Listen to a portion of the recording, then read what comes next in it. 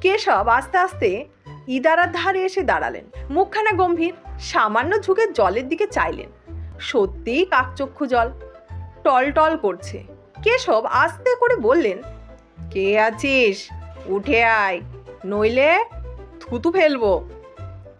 এই কথায় কি হলো কে জানে, ইদারার মধ্যে হঠাৎ হুলস্থুল পড়ে গেল।